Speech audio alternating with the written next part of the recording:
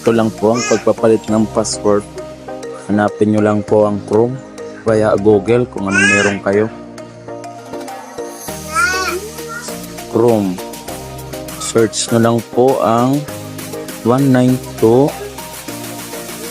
Antayin nyo po lobas. Search nyo po 192.168.1.1. Ganyan lang po ang search. Hanapin nyo lang po yung router network. Yan, yung may 192 po. Yan. Tapos log in po. And then log in ulit. Yan po ang lalabas. Ngayon, i-type nyo po dyan ng admin. Small letter. Alisin ko yan.